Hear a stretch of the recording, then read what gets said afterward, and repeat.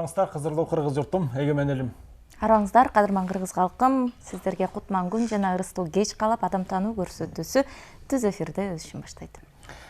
Бүгүнкү адам таануу көрсөтүүбүз буга чейинки айтылып келаткан илимдердин бир өзгөчө багытын сунуштоо менен башталган турат. Биз билебиз, нумерология, ушул жана цифрология деген илимдерди буга чейинки көрсөтүүлөрүбүздө да байма-бай айтып келгенбиз. Анан ал менен кошо эле биз адам ысымындагы медицина деген бир жаңы илимди сиздерге сунуштаганбыз. Жаңы дегенде эле бир кече чыга алган эмес, бул да бир көп муунду талап кылган илим болгон. Ошол илимдин негиздөөчүлөрүнүн бири болгондо дагы өзү биздин замандашыбыз Абдрахман Саматов деген агабыз негиздеген. Ал кишинин буга чейинки тар чөйрөдө, илим чөйрөсүндө, билим чөйрөсүндө аныктап түшүндүрүп келген жайы бар. Биз ушул адам ысымындагы медицина алкагында сүйлөгөнү турабыз. Бул эмне деп баягы кызыгып атса керек эл журт. Буга чейин адамдын ысымынын адамдын тагдырына тиешеси бар экенин, же болбосо тагдырын өзгөртөөрүн, оң жакка бурарын же тетирисинче ысымы оңдуу болбой калса, турмушунда тагдырында кыйынчылыктар болорун, жолу татаал болорун билип жүрөбүз, бирок угуп жүрөбүз, бирок адам ысымындагы медицина деген чын эле көрөрмандардан биринчи экөөбүзгө дагы кызык болуп тургандай. Анын сан менен катышын дагы бүгүн айтып берүү үчүн ушул санология деген илим бар. Азыр азын олак ушул сан менен иштеген адамдардын баарына белгилүү. Ошол санология илиминин негиздөөчүсү, жогоруда айтып өткөн адам ысымындагы медицина багытын илимин дагы негиздөөчүсү агабыз Абдрахман Саматов биздин студияда конокто. Кош келипсиз. Рахмат. Эми негизги бүгүнкү айтыла турган тема бул эки жактан тең мындай байланыш менен айтканга туура келет. Себеби дегенде адам ысымындагы медицина деген медицинанын эмне себептен келип чыккан бул негизи да. Негизи айрыкча бул 1997 жылдары бизде кандайдыр бир Союздун упурагап өзүбүзчө мамлекет болгондон кийин биз аябагандай бир кыйынчылыкта, аябагандай бир экономикалык жактан, медициналык жактан, илимий жактан бир тар чөйрөдө калып калдык да. Ошондо калып калганда биздин Аскар Акаевич мамлекеттин түптүүлүгүн түптөйм деп уламдан улам эле премьер-министрди алмаштыра берди да. Анан ошондо алмаштырганда ошол адам ысымындагы медицина мен буга чейин бир 7-8 жыл ой жүгүртүп өзүмчө бир кичине концепция даярдап койдум эле. Анан ошону мен немеге бердим. Аскар Акаевичтин отурган жерине барсам, бункерге салып кой деп салып койдум. 2 жолу салдым. Мен ага мындай деп сунуштадым. Эгер министрлерди сиз мындай жогорку кызматка даярдаштын ордунда биринчи адам ысымындагы медицина менен санология илиминин өзөгүнөн бир ошонун бир мындай терминин, ошонун фамилия, им, отчествосундагы өзөгүндөгү өзгөчөлүктө эмне жатат? Ошол адам способнойбу жумушка, же не способнойбу деген сөз келди да. Анан ошондой жүрүп отуруп, анан акырында жүрүп отуруп, бул адамдын ысымындагы, адамдын психологиялык жактан, адамдын илимий жактан, адамдын ички дүйнөсүндөгү сезим талы, адамдын ички дүйнөсүндөгү аял сезими, байыл сезими, боорукерлик сезим, ички дүйнөсүндөгү жан дүйнөнүн сезими адамга кандай таасир берет, ал эмнени өзгөртө алат деген бир жыйынтыкка келип отуруп, акырында бул адамдын өзөгүндөгү эволюция бул өзү туулган жыл менен туулган күнү аркылуу бул сан менен тамга менен байланыш болгону менен ар бир 9 планетанын өзөгүндөгү планетарный катмардыктагы бир чөйрө бар экен да. Бул планетардык катмардык чөйрө десек, анда бул даже адамдын өзүнүн эволюциясын өзүнүн басып өткөн жолу боюнча биринчи аламдын образы, экинчи аламдын образы, үчүнчү, төртүнчү аламдын образындагы дагы катмарлардык бир катмар бар экен. Себеби дегенде биринчи алам өзү 5558 катмардык жуурулуштан келип чыгат экен да. Ошолдо ар кандай энергиянын булактары, ар кандай жаратылышка болгон шайкештиги, ар кандай кубулушка болгон стихиясы, суунун кубулушу, оттун кубулушу, эфирдин, темирдин, дарактын, жана башка шамалдын кубулушуна болгон мындай кырсыктары, жана ошондой эле бул жердин тектоникалык катмарындагы 7 катмарындагы болгон тектоникалык катмардын дагы кубулуштары мындай туура келет экен да. Жана жерде ядро мантия кора, анан өзү минералдык слой, анан суунун слою, мына катмары, анан кийин жанакы жердин сыртындагы кыртыш, жер кыртышына чейин дагы өзүнчө дагы бир элемент бар экен. Ошол элемент 7 катмарда процесси ошол бүт адамдын уюлдук точкаларына байланыштуу болот экен. Ошол уюлдук точка ылдыйкы сознанияда туруп калса, адам ар кандай бир мукроого, аябай муктаждыкка, аябай мындай бир ден соолуктан кыйынчылыкка же болбосо өзүнүн мындай бир жашоо турмушундагы бир кандайдыр бир негативный туура эмес бир энергиялык потенциалга ээ болот экен да. Муну орусча айтканда ылдый тартуучу аң сезимдик багыт деп коет. Орусча айтканда нисходящий инволюция деп коет да. Анан мунун восходящий эволюциялары болот экен. Кээинки балдар төрөлгөндө баягы албай атына жараша дегендей, аты туура жөндөмдүү, ошол туура багытта туура мындай коюлган ат болсо, анын өсүп төрөлүшү, өсүшү, анын келечекте ырыскы кешиктүү болушу, илимдүү болушу, анын мындай бир жаратылыш менен шайкеш жашап, ой жүгүртүүсү, өзүнүн бир ички дүйнөсүндөгү маданияттуулук, творчествосун баары ушул жерде жатат экен да. Эми мындай сезим адам ысымында кимдерде болгон деп ойлойм да. Биринчилерден бул Кытай улуу мамлекет болгондон кийин булар анакы Лаосуздук, Конфуцианство, мына Даосуз деген бул адам өздөгүндөгү өздөрү ысымындагы эволюцияны гексаграмма менен түзүп отуруп, 64 гексаграмма деп коет, 6400 гексаграмма, бирок булар 64-түн гана берген. Себеби дегенде адам бул 6400-дүн баарын бергенде булардын секрети ачылып калат деген. Бирок ошол секреттерди өздөрү кийин ошонун аягын улап кеткенге өздөрү таба албай калган. Бул кызык нерсе да. Себеби дегенде Кытайда өзүнчө мындай космосто бул адам ысымындагы, адамдын атындагы болгон өзүнчө бир руханий, мындай бир материальный, метафизический өзүнчө бир храм түзүп чыгышкан да. Храм. Ошол храмга Кытайда ат коюлат, Вейсизи, Сизи, Сизе, примерно Чижан, Чужан, примерно Кан деген аттарды коет да, разнообразный. Ошол ат барып эле ошол жерге такалат. А бирок бул жерде буларда эмне себептен тиякта метафизикалык жанакы храмды построить этип алган себеби, ошол храмга космостун эволюциясына булар дал келген үчүн, булар жанакы ишке жөндөмдүү, анан аябагандай чыдамкай, анан аябагандай мындай орусча айтканда выносливый болушат да. Булар даже мындай сыздуу жерге жатып алса деле оорубай кайра ишти алып кете берет. Сууга деле сыздуу жерге деле жатып булар кете берет да. Анан себеби де бизге деги иштеп жүргөн Кытайлардагы мен практика жүзүндө көрдүм, бирок көпчүлүгү менен сүйлөшсөм, булардын ысымында 36 жылда бирден энергия алмашып турат экен.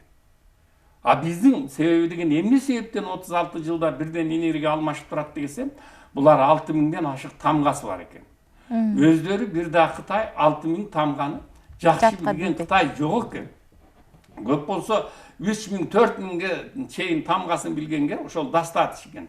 Анан жанакы бул жерде Кытайда убагында улуу императорда Усин деген император болгондо, ошол убакта Кытайлардын бул гексаграммасынын 64 гексаграммасынын чыгып калышы кандайдыр бир мындай жер суу ташкында тоолор көчүп, жерлер көчүп атканда, ошол убакта дарыядан боюнан кадимгидей бир чоң ташбака чыгат да, ташбака.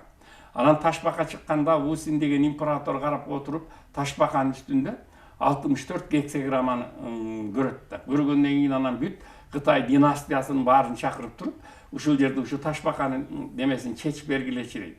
Анан чечип берси дегенде, ошонун баардыгы чечмелеп отурушуп, акырында жүрүп отуруп, бирөө 10 жылдан кийин, бирөө 20 жылдан кийин жүрүп отуруп, ошонун эң последний, эң акыркысын чече албай калышат да.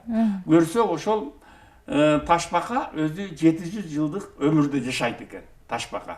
Бул өзүнүн илимин, тапкан илимин убагында доказывать этип, ошонун баардыгын айтып, ошого түшүндүрөм деп неметкенде, династиянын баардыгы кабыл албай калганда, кабыл албай калып, анын өзүнүн өмүрүн өтүп баратканда Ташбаканын баласын алып туруп, анан ошонун баягы өчпөй турган краска менен ошонун жана панцирине жазат да, үстүндөгү капкагына түрлүү жазат.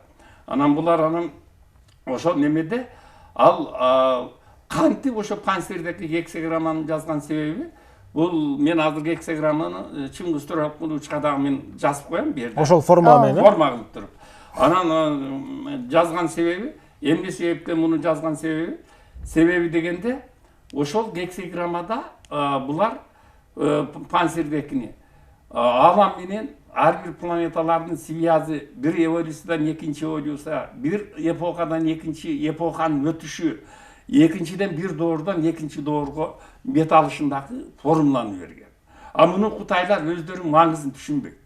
Эмне себептен Кытайлар түшүнбөйт, эмне себептен кыргыз бизге берип атат деген себебинде бул жерде мындай бир жыйынтык келди да. Себеби дегенде Манас ааламында биз руханий жан дүйнөнүн ээси болуп туруп, жанакы Манас бизге руханий жан дүйнө ооз эки түрүндө аябагандай бир улуу касиет кут менен, улуу жаратмандык менен аба аркылуу келип атса, булардыкы жанакы метафизика жолу менен жана лучевой деп коет, жанакы нур аркылуу системасын булар орноткон да. Бул кызык нерсе да. Эми ушул нерсени мынабы адам ысымындагы медицина Кыргызстанга бул керекпи, кереги жокпу деген бизден. Эгер азыркы убактарда ушул күндөн баштап отуруп, менде көп сандаган адамдардын мындай келип гексограмма жасатып, ар кандай мындай расшифровка жасатып көрдү да. Мен кичинекей Пифагордун теориясында мисал кылып коем. Анан ошон үчүн ушул жерде ушул эволюциянын формасы именно Кыргызстанга керек. Себеби дегенде өткөн доордо бир эпохадан мына балык эпохасынан биз азыр Водолей эпохасына өткөндө бул өтө керектүү цифровой код менен өзүнүн значениясы менен планетардык анан межконтиненталдык байланышты алып келет да. Межконтинентал деген эмне деген сөз да.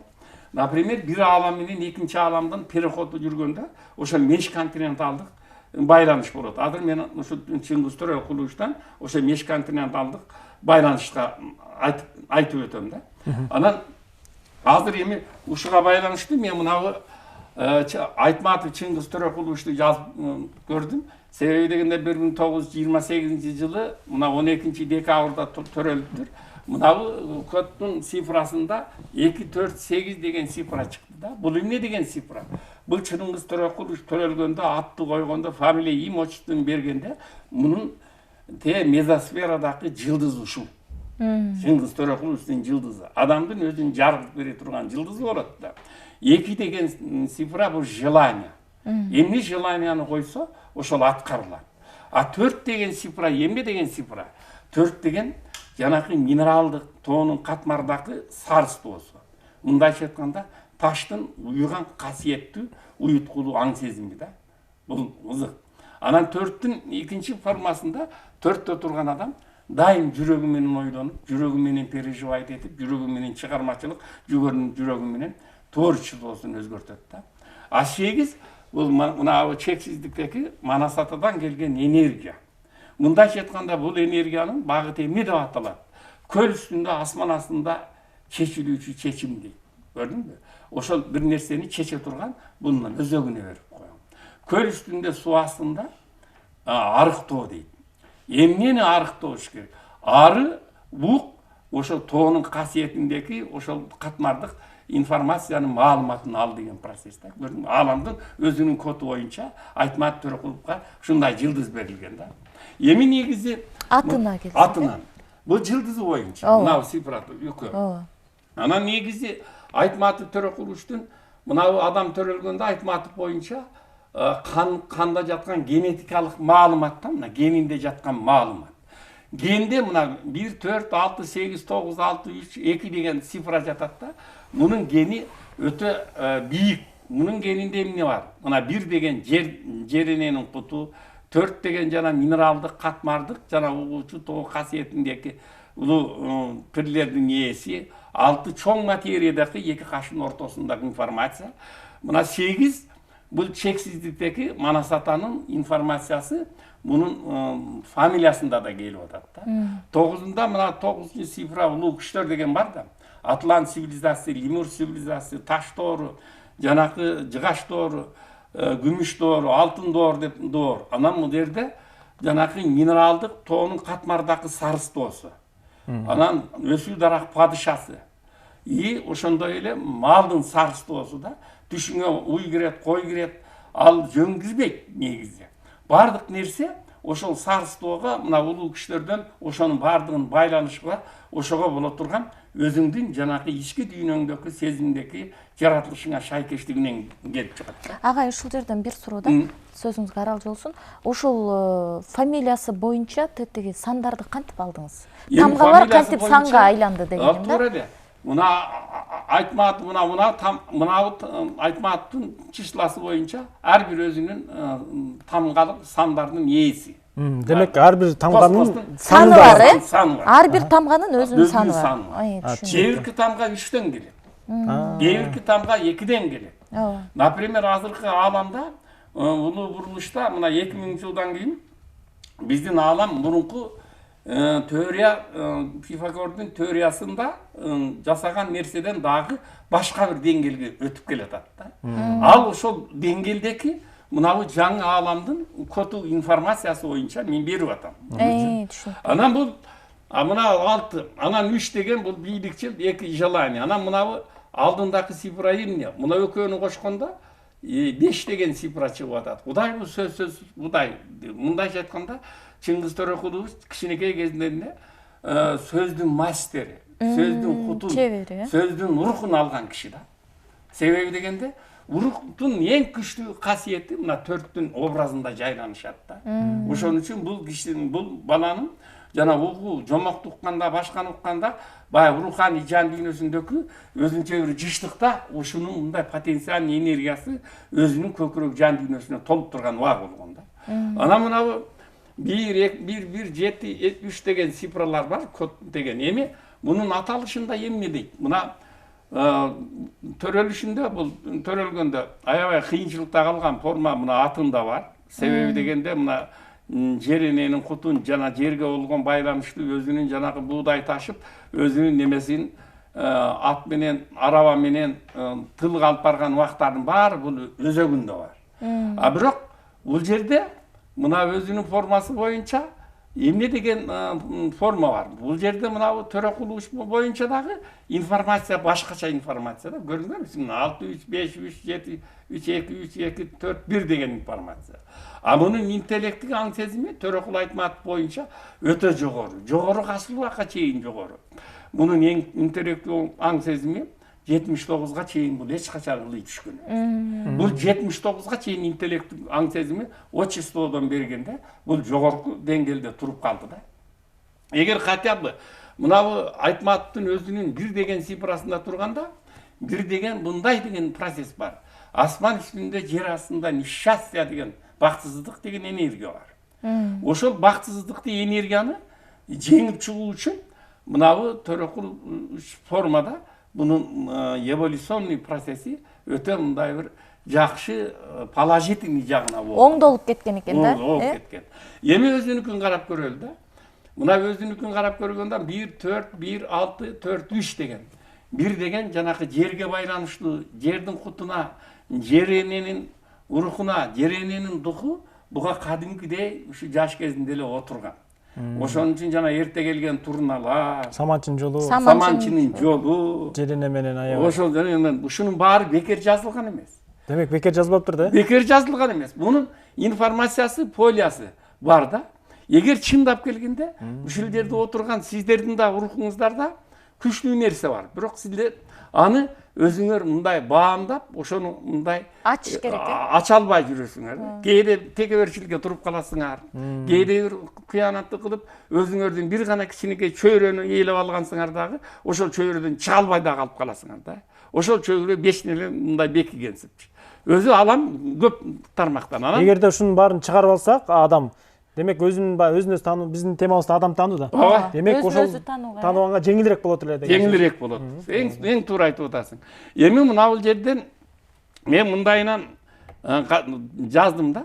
Мынабу жерден жазып отуруп, эмне себептен мынандайынан жазып отуруп, мынабул жерден дагы бир информацияны алганга туура келди. Азыр мен сиздерге мунун баарын түшүндүрүп берем.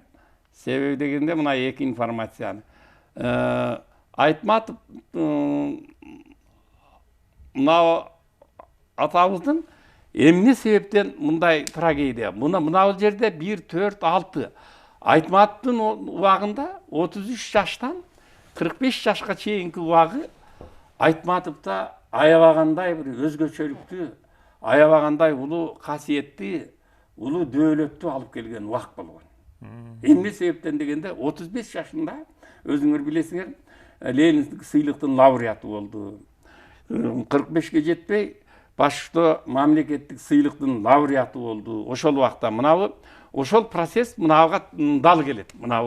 Мынага дал келет да, мынага дал келет. Мен муну жазган жокмун. Себеби дегенде ошол процесс мындай процессте болуп калган да. Мынабы 33 жаш 9 айда 45 жашка чейинки Айтматовдун мында гүлдөгөн мезгили деп да айтсак болот да. Ошол убакта Айтматов алтынын материясында, эне кутундагы, эне касиетиндеги дөөлөтү ошол убакта жанып турган убак болгон да. Экинчиден, мына 3 деген цифра тургандан кийин Айтматовдун мына параллельный мир Айтматовга Кудайдан эмне келип турганын баары ушул жерде турат. Мына анау демете, мына мен цифра менен көрсөтүп коеюн, 33 жаш 9 айдан 45 жаш 2 айга чейин 5 деген цифра турат. Кудай бул сөз бул Кудай деп. Бул сөздүн интеллектуалын, сөздүн мастерин, сөздүн ойлоп, сөздүн жандагындай кутун алган, сөз баккан адам болгон да. Мына ушуну бул теке кетирген эмес. Көрдүңбү? Ошол касиетин ача алган. Буну бир эле урух кармаган эмес Айтматов. Айтматовду бир топ 100 деген уруктар кадимгидей Айтматовго тетиги порталдык байланышка, нур дүйнөсүнөн кадимгидей байланышта туруп берген да. Бул өзү адам жашоосу ошондой негизи. Анан негизи мына бул жерде эмне себептен мына 3-4 турат да. Бул 3 деген мына Манас атанын бийлиги, улуу күчтөрдүн касиети, Манас атанын бийлиги, эки бийлик бунун өзөгүндө турат. Притом ааламдан келген бийлик. Ошол бул чу дегенде эле, жазганда эле мына урух, мына Манас атанын куту, аба аркылуу улуу күчтөрдүн маалыматы бул жанагы өткөн цивилизация доорундагы урух аркылуу кирип турат да. Мына кызык нерсе. Бул жөн келген жок негизи. Анан бул жерде мына бул жака өткөндө, мына ушул жака өткөндө Айтматовдун мына бул жери, мына жашоосундагы жашоо. Бул баштышта 56 жаштан мына төрөлгөндөн баштан 67 жаш 8 айындагы болгон окуя. Бул биринчи аалам Айтматов үчүн өзүнчө чыгармачылык аалам болду да. Экинчи аалам качан башталган Айтматовда деген бар да. Биринчи аалам 5528 мындай жуурулушкан, аралашкан мындай бир жаратылыштын энергиясы менен, ааламдын өзүнүн энергиясы менен, жылдыздардын болгон энергиясы менен, мындай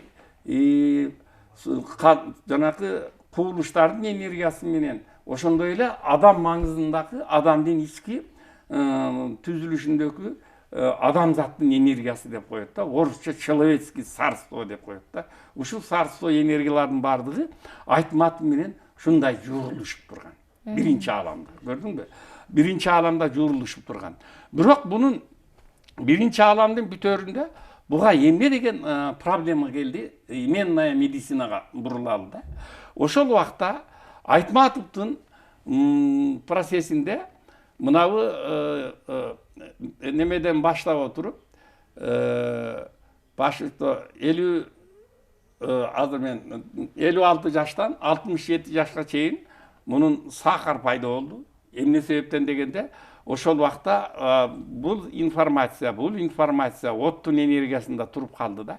Ушул оттун энергиясында турганда мынабы берилген информация, мынабы 56 жаштагы, 4төкү, бул грубый, мындайча айтканда, физический денесиндеги болгон бул энергетикалык потенциалы гемоглобиндин коюлушуна, бөйрөктүн фильтрациясындагы канды бөйрөк жакшы иштеп чыга албай калды. Ошол нерсе маалыматы турабы ошондо? Мурда эле белгиленген. Турат, да? Турат. А буну өзгөртсө болобу беле? Муну өзгөртсө болот болчу, бирок муну өзгөртүш үчүн буну медицина өзгөртпөйт. Муну как мага окшогон санологиянын башында турган адам болсо, мунун практикасын жасап туруп, айтматтын бөйрөгүндөгү фильтрациясын оңдоп бериш керек болчу да. Анын фильтрациясын эмне менен байланыштырып керек болчу? Бул мына ашказандын уйку безиндеги информация поляны мына эки каштын ортосундагы материя сознания менен шишковидный железа менен гипофиздин состояниясына байлаганда, ошондо бул да вертикальный информация кетмек да. Сиз түшүнүп атасызбы? Түшүнгөнгө аябай Өтө татаал экен, бирок ошонсо дагы аракет кылам. Анан экинчи процесси. Бул экинчи аламга өткөндө мына 67 жаш 8 айдан 79 ай өткөндө бирге түшүп калды. Айтматовдун аң сезимдик багыты жүрөктөн ылдый түшүп калды. Бул толку жүрөк менен сүйлөгөн адам болду да. Бул жашоосунда бул 4, бул 4, бул 4, бул 3. Бул гана мен жана айтып өттүм го. Бул мына 33 жаш 9 айдан 45 жашка бул эң жогорку бийиктик алам аң сезими болгон. Адан кийин бул жүрөк менен переживать этип, жүрөк менен сүйлөгөн. Жүрөк менен переживать эткен адам кичинекей нерсени чоң кылып ойлонот да. Эгер башта турган адам ошол айтын кичинекей нерсени ойлонбой да коет. Ал деген мындай эле өтүп кете турган жөнөкөй нерсе дейт да. Себеби дегенде адамдын жан дүйнөсү ушунчалык тыгыздыкта, ушунчалык сезимталуу күчтүү иштейт да. Ошон үчүн Айтматов экинчи галактикага да мына 67 жаш 8 айдан 79га өткөндө бирге түшүп калды да. Бөйрөктөн автоматический опущенность келип чыкты. Көрдүңбү? Мына бөйрөк ылдый түшүп калды. Уйку без опущенный кетти да. Кечирип койгула, орусча сүйлөп койдум. Уйку без да ылдый түшүп калды да. Ушул уйку без. Ушул экөө ылдый түшкөндө постоянный буда мындай бир жүрөктөгү эрте менен турганда өзүнүн чыгармачылыгы менен ошонун баягы изденүүсү менен гана өзүн кармап турду да. Себеби дегенде бул дагы көп жылдык изденүү, көп жылдык мындай ой жүгүртүү процесси менен. Эгер кандайдыр бир кыймыл аракети анчалык боло албай калды. Ошол убакта кыймыл аракети болуп, ушул мына 11 мына 67 жаш 8 ай 79 1 айдан немеге экинчи эволюциялык, экинчи ааламдын эволюциялык формасына бул өтө албай калды. Себеби дегенде көл үстүндө эфир астында изденүү керек болуп калды да. Ошол изденүү процесстен бул бошой албай калды. Ошол убакта мындай космосто өзү негизи адам бир эволюциядан экинчи эволюция өткөндө 1 секундтан 12 секундта өтүп бүтөт. Ошол моментте бул 12 секундта өтүп бүткөндө автоматически жанакы бөйрөктөгү кандын фильтрациясы, кандын ренеграциясын жакшы иштете албай калды да. Боорду жакшы иштете албай калды. Мунун эң начары боорда болгон да.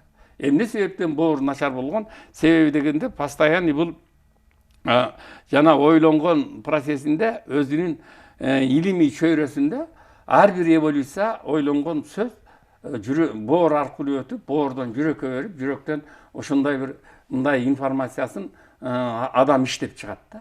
Мына ушул жерде атабызга кризис болуп, мына 79дан 80 жашка, мына 79дан 90 жашка өтө турган убагында буга жанагындай автоматический өзүнүн адүйнөгө кетти да. Муну 90га чейин жылдырса боло беле деген сөз бар. Болот. Эмне үчүн болбойт? Мунун эволюциясын жылдырса болот. Мунун эволюциясы менен переход сознанияны экөөнү байланыштырса болот. Мындай практикадан мен далай адамды өткөрдүм да. Болот экен да демек. Болот, негизи болот. Анан бул жерде тиги молдолорго барсак, молдолор айтат, Алла ошону жазып койгон, ошону койгон жок, андай эмес. Жок дегенде. Ошону өткөрсө болот. Ошонун эволюциясында ушудан нары экинчи аламда мына Чыңгыз Төрөкулович менен Айтмат менен мына Айтматтын ата тегинен келаткан эволюциялык жол болбой калган да. Мурунтан ката эволюциялык жол болгондо бул автоматически ата тегине байланышып отуруп өтүп кетмек да. Мына кызык нерсе да. Агай, ушул жерден дагы бир суроо да. Бул сандар мисалы бир доордон бир доорго өтүүдө деле сандар ошол боюнча калып атат. Ошол боюнча калып атат. Бирок анын таасири адамга өзгөрөт экен да. Эми мындай да. Мынабы Чыңгыз деп аты менен бир эволюция жашап өтпөдүбү? Мынабы Пашто 67 жаш 8 ай жашап өттү, туулгандан баштап. Бул биринчи ааламда жашап өттү. Бул 5558 жолу жуурулуш ошодон өттү да. Күндө, например, түш көрөсүз. Сиз түш көргөндө түштү жөн эле көрбөйт. Түш өзү энергетикалык жол. Түш өзү энергетикалык мындай бир энергия. Түштү мындай кабыл албаш керек. Түштүн түрү бар. Бул касиет тарабынан түш, бул метафизикалык жол, жанагы адамга түшүп кеткен нурдуу жол. Бул даже суунун кубулушундагы жол. Бул малдын образындагы формадагы жанагы царство деп коет да, жаратылышы. Жанагы уйду көрсөң, зеңги баба деп коебуз. Пирин. Жылкынын пири камбар ата деп. Ошол нерсе ар бирибизге өзөгүбүзгө тыгыз байланышып, тыгыз биз менен жашайт өзү негизи. Биздин жашообуз да ошондой. Биз адам болуп жашагандан кийин.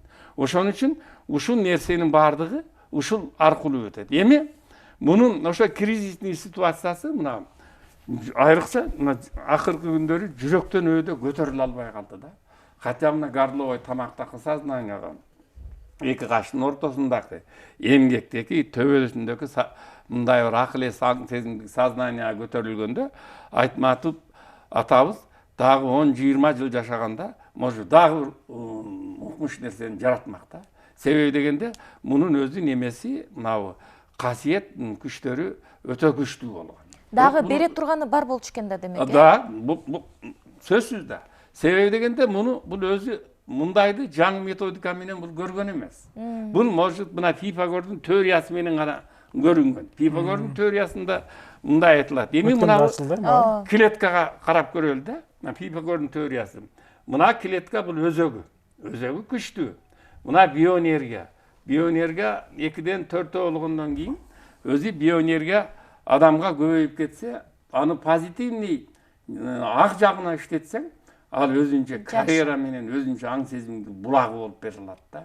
Эгер аны тетири жагын ойлонуп алсаң, ал өзүңө чоң бир карама каршылыкты мученияны алып келет да. Мына ушул нерседен бул жаш кезиндеги убагы да. Анан мына жаш кезинде көрдүңбү?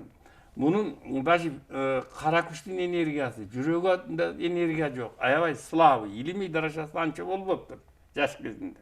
Анан башында идея жакшы болуптур. Анан мунун руханий жагы жакшы болуптур. Эми азыркы убакта Айтматовдун акыркы күндөрү мына өзөгү күчтүү, биоэнергиясы, потенциальный энергия биоэнергиясы жакшы, илимий даражасы жакшы. Анан мынабы сезим энергиясы, сезимтал энергиясы өтө күчтүү болуптур да. Ушул мына жүрөк аркылуу жазылып, жүрөк аркылуу ойлонуп, жүрөк аркылуу жана чыгармачылыктын иш жүзүн ашырган ушул процесс да. 4 экен. Анан 4 экен. Мунун жүрөгүндө анча энергия болбоптур. Аябай слабый болуптур өзү. Анан мунун башында идеясы көп болуптур. Анан мына руханий жактары мындай бирдиктүү энергияда болуптур да. Эми мунун өсүү чыгармачылык өсүү деңгээли 4 турат да. 4 турганда мына 4, мына 4, мына 4 жалаң жан дүйнөнүн сезимине байланышкан илим да. Жан дүйнөнүн сезимине байланышкан чыгармачылык. Бул эгер мына Кудай бул сөз бул Кудай кудуреттин законундагы чыгарма болгондо дагы бир этап башкача чыгарма жазмак.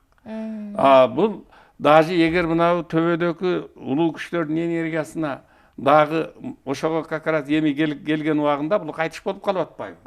Ошого келгенде мунун деңгээли, аброю дүйнөлүк даражада дагы өсмөк да. Мына бул кызык нерсе өзү негизичи. Эми мунун мынабы өзүнүн мынабы бул богатство деп коет, процветание деп коет. 9 тургандан кийин 3 бул постоянный касиет кармаган касиетти туткан, ички сезим менен ойлонуп, ички сезим менен анализ берген адам болгон да. Бул ар бир нерсени анализ жүргүзгөн. Бул мындайча айтканда аналитик психолог болгон. Мындайча айтканда, көрдүңбү? Бул жөн киши болгон эмес да. Анан мынабу өзүнүн жолу 5 турат.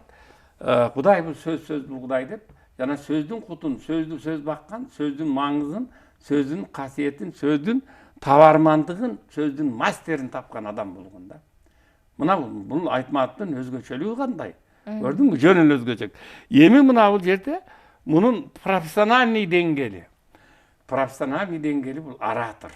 Бул аябагандай күчтүү мындай журналист, күчтүү идеолог, күчтүү ораторный мындай күчтүү рух дүйнөсүндөгү, саясат дүйнөсүндөгү, жана башка дүйнөсүндөгү жакшы алып барган адам болгон. Бирок бул саясатты, конечно, кийин жолой койгон, башында жаш кезинде жолоюн деп жүрүп. Бирок ошол нерсе мунун профессионализми бар да, көрдүңбү? Кудай бул сөз бул Кудай деп, сөздүн касиетин баары ушул кишиде турган. Эми Кудайдан келген энергия асыл дегенде мына жети. Кудайдан келген энергия мына маңдайына, мына чекесине түшүп турганда. Ошо чекесине түшүп турганда жетим. Бул быйык касиетте, тоонун касиетине, таштын касиетинде пайда болгон процесс да. Ошон үчүн Айтматовду бардыгы критикалап келип отуруп, Айтматовду өлгөндөн кийин анын кээ-бир жактарын ар кандай кылтыр сүйлөп атат, абагында ошонун таамай айтып сүйлөй алган адам болгон жок. Самам деле. Мунун эволюциялык мындай жер үстүндө шамал астында бийиктикке көтөрүлүү деген деңгээлге барып турган деңгээлден бул кайтыш болуп атат да. Ушундай нерсе. Кудайдын мээри түшкөн дегендей эле. Анан мына өзүнүн таланты үч деген цифра да. Үч деген цифра бул бийликчил болгон. Негизичи, бийликчил. Анан зээндүү болгон. Зээн, адамдын зээни, туюм сезими, зээн менен туюм сезим, сезим менен туюм, зээн менен туюм өзүнчө башка роль ойнойт. Ушундай зээндүү адам болгон да. Анан мунун максаты жети тургандан кийин мына калтырган чыгармасы Кудайдын ыраазычылыгына кылган жумушу мунука ак бойдон кеткен, көрдүңбү? Анан мында экстрасенсорный состояниясы кандай деген 10 чыгып атат да. Бул ноосферадан информация алган кадимгидей. Бирок жеренин кутундагы касиет дөөлөтү менен ошону байланыштырып жаза билген адам болгон да. Мына ушул Айтматовдун эң кызык нерсеси. Бирок мына бул жерде 68 ай 79 бир жашта 40% духовный, 60% материальный дүйнөнү жазган булчу. Мунун жазуусунда көбүнчө материальный дүйнөгө байланышкан да. Жанагы адамдын ишкерлиги, адамдын жашоосу, Шыгыл Саманчынын жолундагы эрте келген турналарда бардыгы ошого байланышып адамдын жашоосунда. 79-дан 90 жашка чейин 40% духовный, 60% материальный. Анан негизи мунун констант деген өзөгүндө мунун информациясы кандай болгон деген процесс бар да. Мына Айтматов агайыбыз төрөлгөндөн баштап отуруп, бул киндиктеги ментальный сознанияның аябай мындай багыт берген желаниясында төрөлгөн адам да. Бул жөн киши төрөлгөн жок. Бул кичинекисинен баштап мына 11 жашка чейин чоңоюп, кайда 11ден 22 жаш 6 айга чейин кайра, 22ден 33 жашка чейин кайра, 33 жаш 9 айга чейин, көрдүңбү? Башта 1 жаштан баштап 33 жаш 9 айга чейин бир гана линияда өскөн. Бир линияда.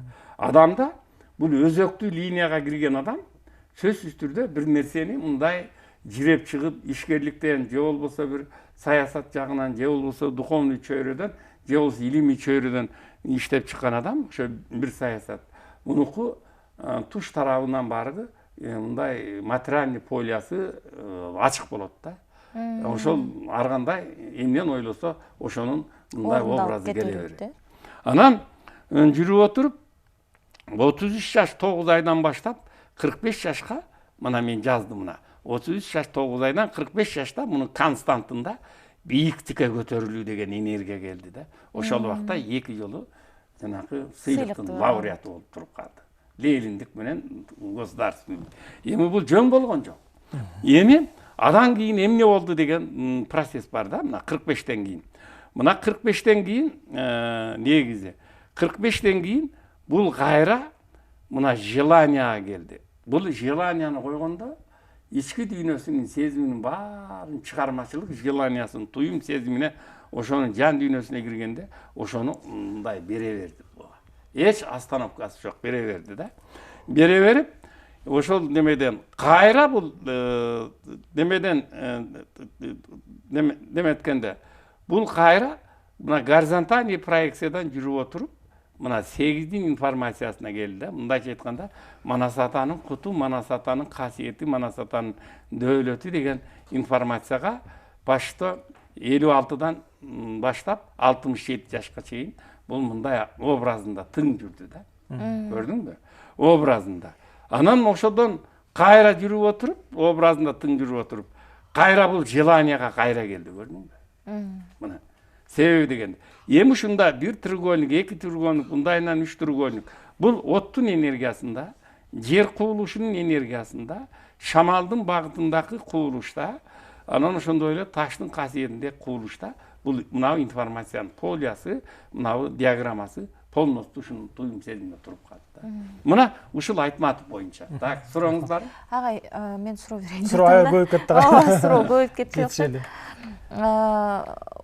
Демек, биз балага ат коюп атканда эле баланын кайсы бир деңгээлде оору сыркоосунан баштап келечегин, тагдырын баарын бир программага салат турбайбызбы? Сөзсүз да.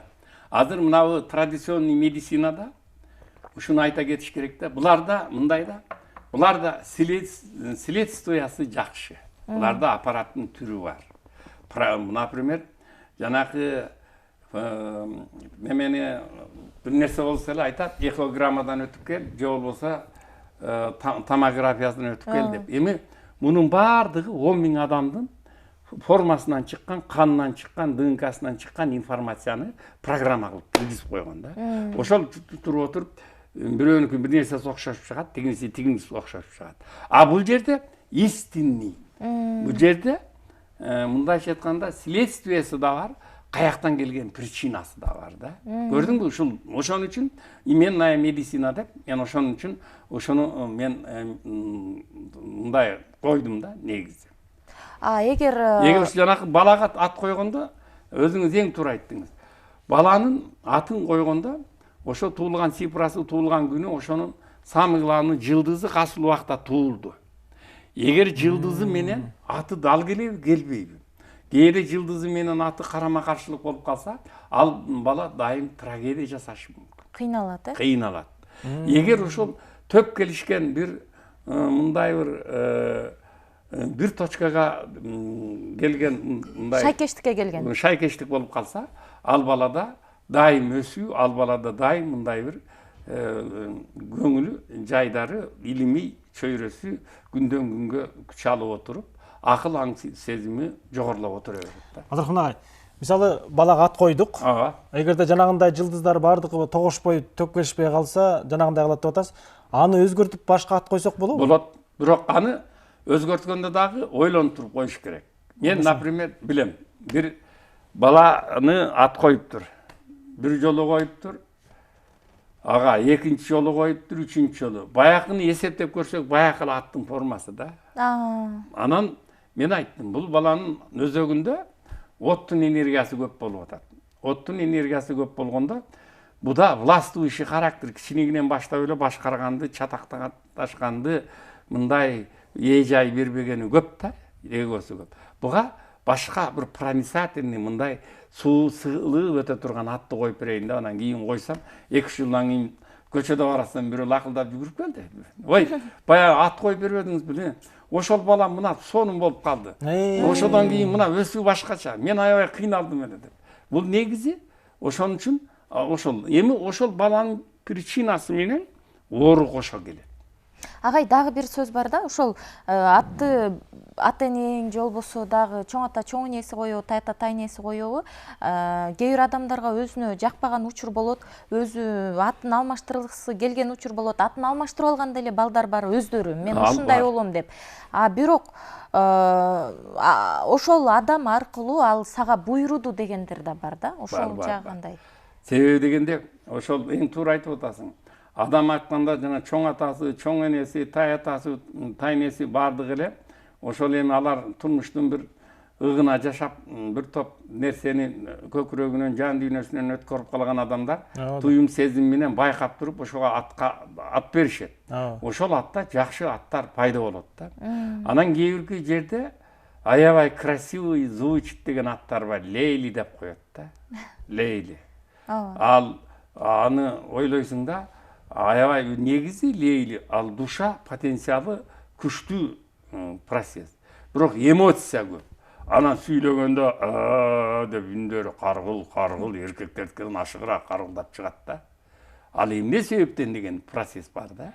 Себеби дегенде жанакы логика менен мынау киндиктин алдындагы темирчектин энергиясын экөө биригип өзөк аркылуу жылганда, булда мындай коңур процесстеги ситуациядагы энергияны жылдырат да.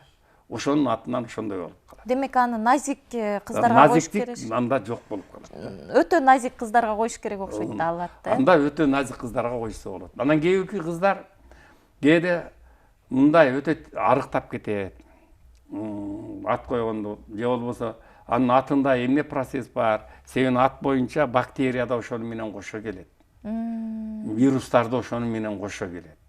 Например, мен көп адамдар менен онкологический оорулар менен иштедим да, көп адамдар. Себеби дегенде ошолор менен иштегенде ошол атына берилген потенциальный энергия анан ата текте туура эмес нерселер көп өтөт да. Все равно ал туура эмес кылган ишти ал убагында жаш кезинде жасап коет дагы, келечекте ошол балага кандай таасир берет? Таасир береби бербейби ал ойлонгон жок. Себеби дегенде ал өзүнүн кылган күнөөсү мындай параллельный мирде бир тотемдери бир дьявол сыяктуу болуп, бир жаныбарларга айланып кетет да.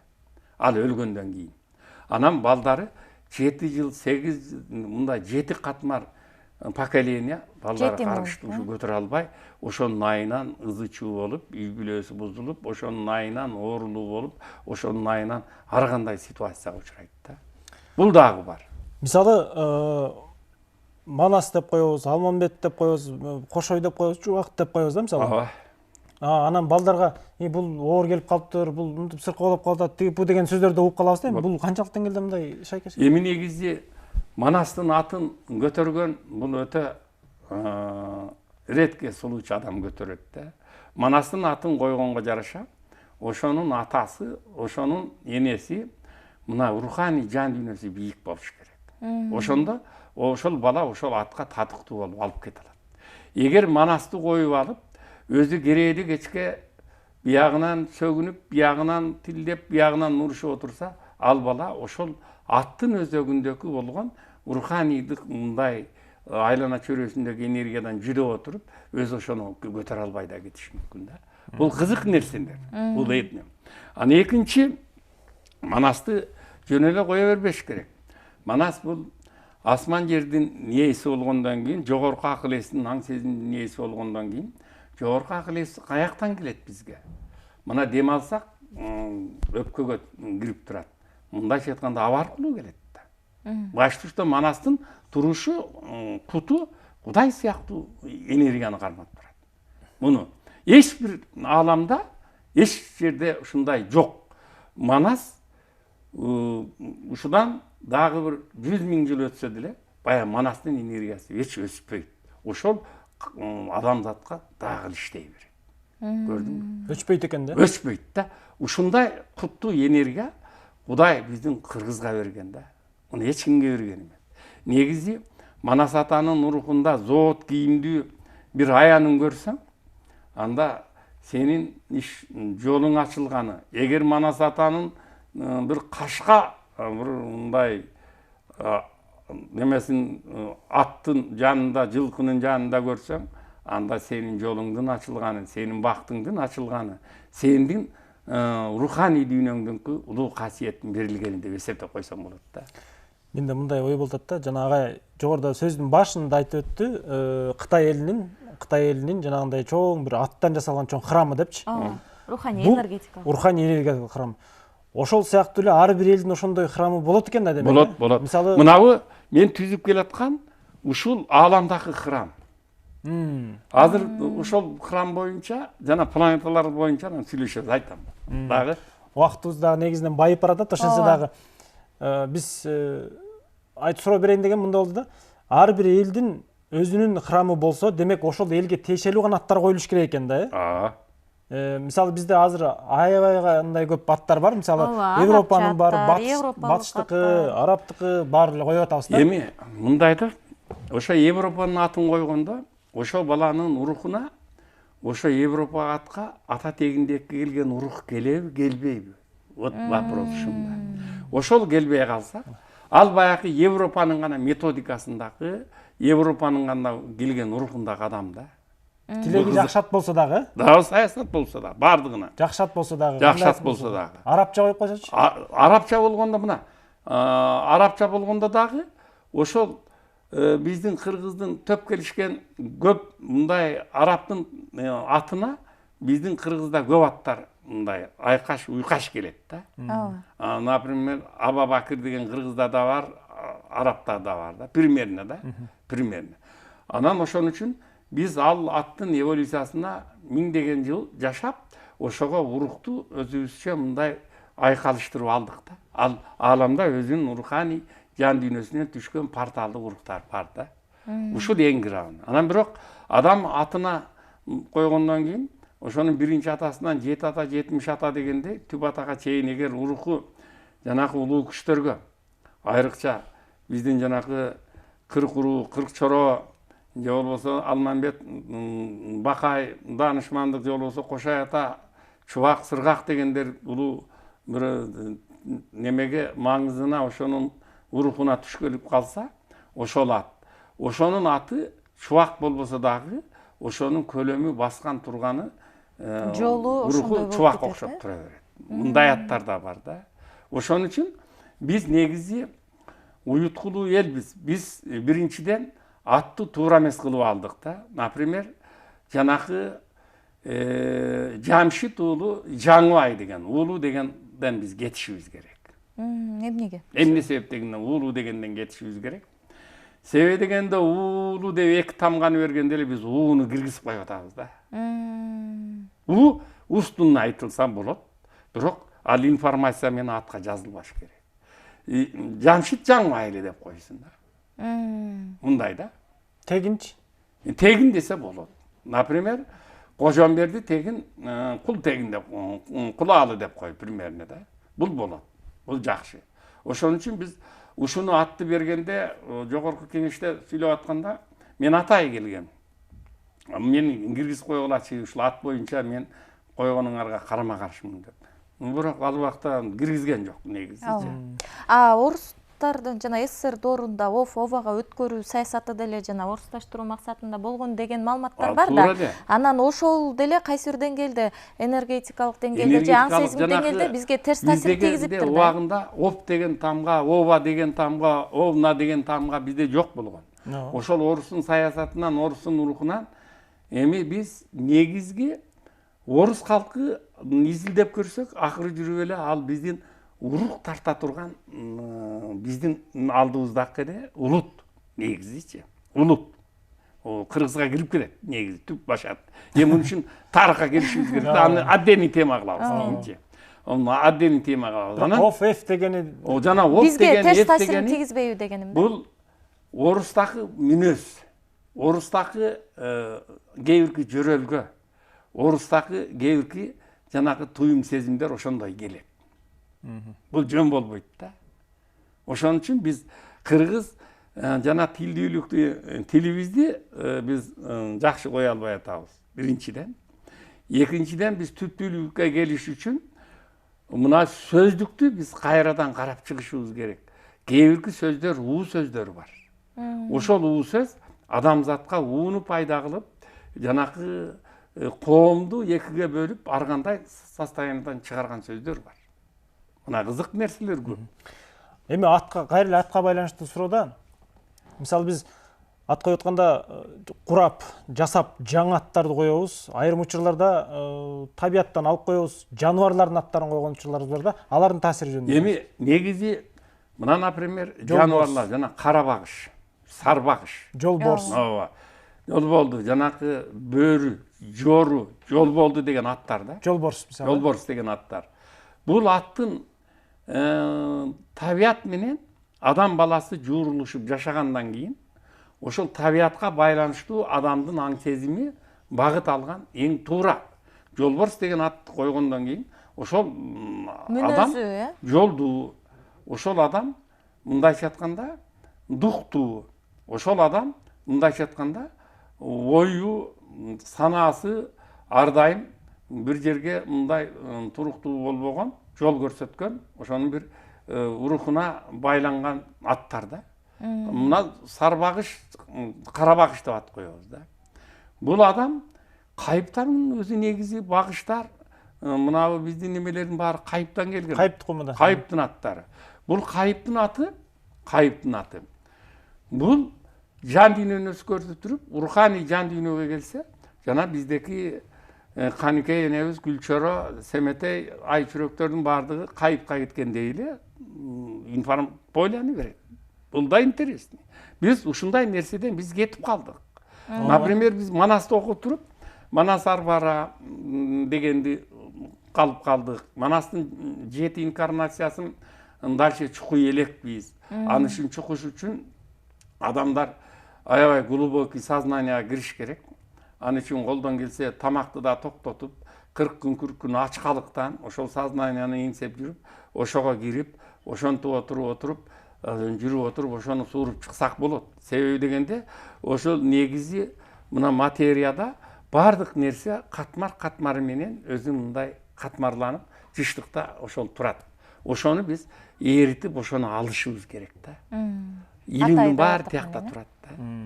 Биз ошого жетишибиз керек. Ошон үчүн биз эгер кыргыз эли келечекте биз жакшы жашоого өтөбүз десек, биринчи очередь биз өзүбүздүн руханий баалуулугубузду бийик коюшубуз керек. Экинчи, биз материалдык дүйнөгө, байлыкка байланбашыбыз керек. Байлан бул Манас ата бекер айткан, атаңдын көрү дүйнө бак, бүгүн бар, эртең жок деген. Көрдүңбү? Мына бул байлыктын кесепети адамга эмнап келет. Адамга аң сезимдик булганы чап келет. Адамга поколениялык булганы чап келет. Адамга дагы эмнап келет. Адамга ач көздүктү, адамга тойбоздукту, адамга ичтарлыкты, адам менен адамдын касиетин мындай карама каршылыкты алып келген процесс да. Да. Рахмат. Негизинен көрсөтүүбүз эле корутундалып калды. Анан бир эки ооз сөз менен эле ат коюуда негизинен азыркы жаш үйбүрөлөргө дейинчи. Сиздин кеңештериңиз абасуудай эле керек болду деп ойлойбуз. Келгениңизге терең ыраазычылык билдиребиз агай. Рахмат. Анан кийинки жанагы планеталардын парады, алардын адамзатка тийгизген таасири жөнүндө дагы кийинки